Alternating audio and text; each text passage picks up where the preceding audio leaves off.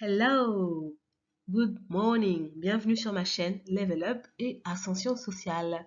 Pour les anciennes et les anciens, vous connaissez déjà la chanson, mais pour les nouvelles et les nouveaux, bienvenue sur ma chaîne, je m'appelle Casey, je suis franco-américaine, je suis également une coach certifiée en psychologie et en relations amoureuses. Sur ma chaîne, je décide d'aborder les problématiques sous le prisme de l'ascension sociale et également de la psychologie. Aussi, j'étudie et j'analyse en profondeur les différents couples formés par vos célébrités pour vous donner les meilleures astuces, les meilleurs conseils, pour que vous aussi, vous puissiez être dans des couples épanouis, équilibrés, stables et être en hypergamie. Mon mail est affiché, n'hésitez pas à me contacter, soit pour que je puisse aborder sur ma chaîne une problématique en particulier, soit tout simplement si vous avez besoin de conseils, besoin d'un accompagnement dans le cadre de votre level up ou dans un domaine amoureux. Si ce n'est pas déjà fait, je vous invite à vous abonner à la chaîne, liker, commenter et également à partager cette vidéo. Petite parenthèse avant de débuter la vidéo du jour. Si vous n'êtes pas au courant, j'organise ma deuxième masterclass en ligne. Cette fois-ci, elle sera centrée sur les codes implicites et explicites de la haute société. On va parler d'étiquette, on va parler de bonnes manières, on va également parler de branding social, de storytelling social, de toutes ces choses implicites et explicites que l'on ne vous dira pas et que vous devrez comprendre si vous voulez réellement faire votre ascension sociale. Je vous invite à vous rendre dans l'onglet Communauté pour avoir plus d'informations. Le sujet du jour. Aujourd'hui, on va parler d'un sujet épineux. On va parler de l'infidélité. Pas sous le prisme des ragots ou du Congo-ça comme on aime le faire, mais plutôt sous le prisme de la sociologie et également de la psychologie. Aussi, enfin, sous le prisme financier. C'est parti. Avant de parler d'infidélité, il est important pour moi d'abord de parler d'amour et de dire à quel point les visions sont différentes selon la classe populaire ou la classe aisée, la classe élitiste. Et donc pour ça, il suffit d'une part d'observer l'histoire, d'analyser le cours de l'histoire, et de l'autre également d'étudier différentes études qui ont été menées par des sociologues, notamment Amadieu et Bourdieu. Et quand on lit ces deux sociologues-là, ces deux personnes-là, on se rend compte que dans les classes aisées, rien n'est laissé au hasard. Ni le prénom de l'enfant, ni son lieu de naissance, et certainement pas le choix amoureux du conjoint. Ce qu'il faut comprendre, c'est que dans ces classes-là, tout se fait par intérêt. Tout est calculé en avance. Tout est calculé en amont pour pouvoir faire en sorte que la famille puisse sortir gagnant de cet événement heureux qu'on appelle mariage. Et donc, en d'autres mots, les classes sociales aisées se mettent en couple pour converger leurs intérêts, se mettent en couple pour finalement augmenter leurs pouvoirs sociaux. Et ça a toujours été le cas dans l'histoire, notamment pour les grandes familles royalistes. On peut prendre l'exemple de Louis XVI et de Marie-Antoinette d'Autriche. Louis XVI n'a pas épousé la petite, j'en sais rien, Claire du coin, n'a pas épousé la paysanne du coin, il a épousé Marie-Antoinette d'Autriche. C'était un choix stratégique parce qu'elle aussi était issue d'une famille royale. Et donc, le fait d'épouser un autre membre de la famille royale fait que finalement on puisse créer des alliances. Donc ça a toujours été comme ça a toujours fonctionné de la sorte. Et cette notion-là d'intérêt finalement, enfin plutôt d'amour pragmatique, est restée dans les classes aisées. Et pour ça, on va également illustrer l'exemple avec le couple que vous voyez à l'écran.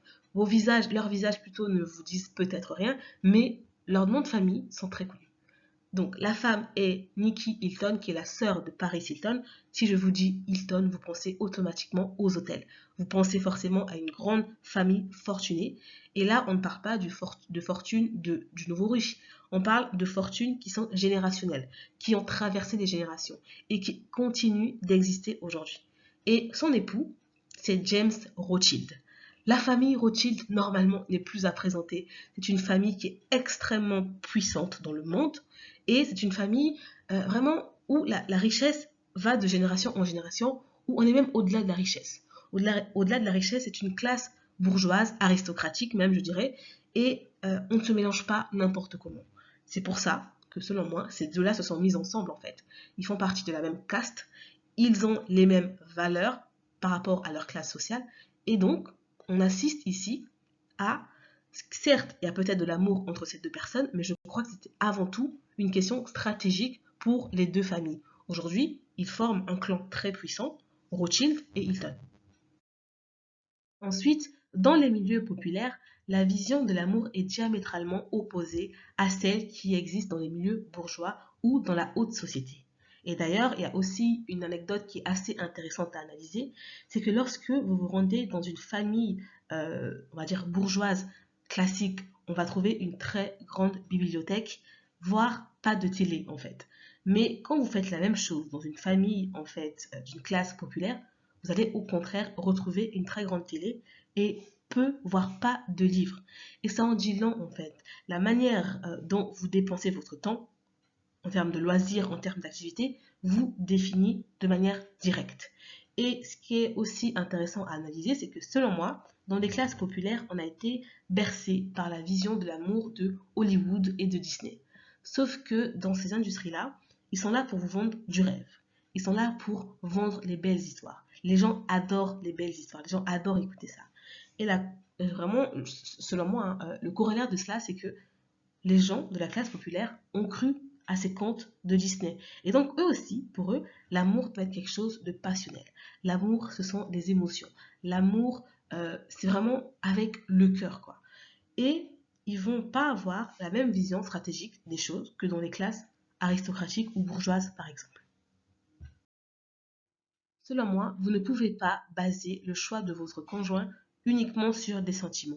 Les sentiments, par définition, sont des choses qui sont éphémères et qui sont destinées à passer.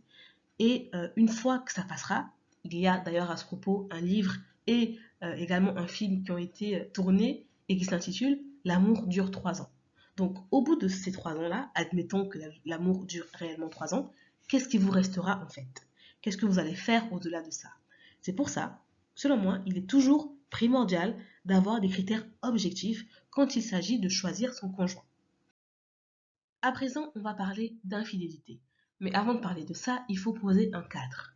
Le cadre que je vais poser dans ce podcast, c'est tout simplement que deux personnes, deux protagonistes sont dans un couple épanoui, les choses se passent bien.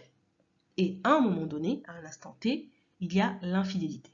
C'est ça le cadre que je pose pour cette analyse.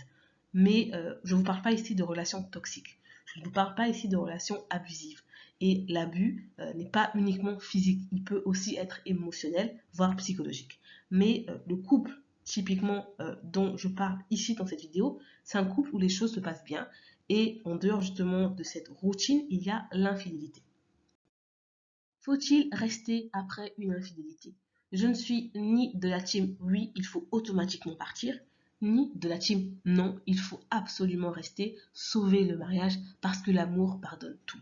Non, je crois que chacune de nous doit répondre à cette question en connaissance de cause en fait. Et pour moi, il faut d'abord se comprendre, comprendre et analyser la situation dans laquelle on se trouve, et ensuite faire le bilan, calculer et réfléchir à ce qu'on va perdre, ce qu'on va gagner en partant, et également à ce qu'on va perdre et ce qu'on va gagner en restant. En fait, c'est ce qu'on appelle en anglais PNL, Profit and Loss. Donc, regardez ce que vous allez gagner et également ce que vous allez perdre. Donc, au final, tout va dépendre de la situation et je vais donner quelques exemples pour illustrer mes propos. Prenons le cas de Beyoncé et de Jay-Z. Oui, parce que Jay-Z a trompé Beyoncé. Alors, ce qui est assez intéressant à analyser avec Beyoncé, c'est qu'elle communique beaucoup au travers de ses chansons. Notamment le featuring qu'elle a fait avec Jay-Z qui s'appelle Upgrade You. Elle a raconté en fait leur vision des choses par rapport au monde et par rapport à leur couple. Les deux là, ensemble, voulaient créer un power couple, en gros un couple super puissant. Ils voulaient révolutionner le monde, ils voulaient révolutionner l'industrie musicale, ils voulaient être en fait des gens importants dans le game. Et donc ils se sont fait la promesse tous les deux d'arriver à ce stade-là. C'est pour ça qu'en fait, ils forment un très bon duo ensemble parce qu'ils ont la même vision des choses et ils s'accompagnent mutuellement vers cette vision des choses et vers cet objectif sur le long terme. Ça, c'est vraiment la raison principale, on va dire, du couple formé par Beyoncé et Jay-Z. Ensuite, dans sa chanson qui s'appelle Ring the Alarm, en gros, déclencher l'alarme, Beyoncé explique en fait à quel point est-ce que, parce qu'elle a construit avec Jay-Z, eh ben, il était hors de question qu'une autre femme vienne pour profiter de son dur labeur. Donc du coup, c'est pour ça qu'elle refuse systématiquement de divorcer avec Jay-Z et je pense que malgré les scandales, malgré ce qu'il pourra faire dans l'avenir, elle sera toujours là. Parce que ce qui les lie, au final, est plus important que ce qui pourrait les séparer. Beyoncé, elle a trop à perdre en quittant Jay-Z pour une histoire d'infidélité. Beyoncé et Jay-Z sont liés à vie, à la fois par rapport aux enfants, mais aussi par rapport au business, par rapport à leur branding, par rapport à l'image qu'ils ont. Et donc, elle ne veut pas mettre tout ça à la poubelle pour finalement une histoire de fesses. C'est la raison pour laquelle il est très difficile de partir quand on a construit un homme. Parce qu'on a tellement investi de temps, d'argent, d'énergie, que même s'il nous trompe, en fait, on va regarder l'investissement à perte qu'on va réaliser. Parce qu'effectivement, si vous avez construit avec un homme et qu'aujourd'hui il est très bien positionné sur le plan économique, quand vous allez partir, c'est une autre en fait qui viendra. Et elle n'aura pas subi les mêmes choses que vous. C'est pour ça que je vous déconseille de construire un homme. Prenez un homme qui s'est déjà construit tout seul. Comme ça, dès le moment où la relation commence à être tendue et que vous avez envie de partir, vous n'aurez pas ce sentiment d'avoir investi à perte. On retrouve ce même état d'esprit pour toutes les femmes qui ont finalement, entre guillemets, construit un homme et qui ont été là depuis le début en fait. Elles se disent que j'ai trop investi, il est hors de question qu'une autre femme vienne pour en profiter. Et du coup, c'est le cas aussi avec Georgette Eto, qui est l'épouse du joueur de foot Samuel Eto'o. Parce que scandale après scandale, infidélité après infidélité, elle est toujours là. Elle ne veut pas partir. Parce que selon moi, elle sait aussi que Samuel Eto'o n'aura pas de difficulté, n'aura pas de problème à se repositionner en fait. Elle est finalement très remplaçable dans sa vie et que elle de son côté, parce qu'elle est aussi, elle est quand même âgée, actuellement, elle a plus de 40 ans. Pour une femme, c'est assez compliqué. L'agisme, c'est quelque chose de réel. Elle a déjà des enfants. Donc, ça peut être difficile pour elle de se repositionner avec un homme, en fait, avec le même statut social. Les choses sont assez différentes quand on analyse le couple formé à l'époque par Gérard Piqué et par Shakira. Shakira, c'est quelqu'un qui avait déjà sa propre carrière et Piqué aussi avait la sienne. Quand ils se sont rencontrés, ils se sont mis ensemble et au bout de quelques années, après un scandale d'infidélité, Shakira n'est pas restée une minute de plus, elle est partie. Je mettrai en barre d'infos le lien vers l'analyse que j'ai faite par rapport à ce couple. Donc, ça nous emmène à dire en fait que finalement, le fait d'avoir son propre capital, le fait d'avoir sa propre carrière, le fait d'avoir une certaine sécurité financière peut être un élément important, peut être vraiment une épaule sur laquelle on peut se reposer pour partir si la relation ne nous plaît pas. En gros, chaque femme, selon moi, devrait avoir sa propre indépendance financière avant même de se mettre en couple. Et elle devrait aussi avoir ce qu'on appelle en finance une épargne de précaution, une épargne de sécurité. Au cas où, si les choses se passent mal avec le conjoint, elle puisse avoir en fait de quoi partir sur de nouvelles bases. Elle puisse avoir des reins solides financièrement pour rebondir en fait. Parce que si vous dépendez uniquement matériellement, financièrement d'un homme, vous allez devenir son jouet. Vous allez devenir sa chose en fait. Vous allez lui appartenir. Et ça va automatiquement créer des comportements abusifs sur le plan psychologique, voire même physique. Ensuite, un autre élément qui peut faire que certains couples restent malgré l'infidélité, c'est que tout simplement, ils ont des secrets l'un sur l'autre.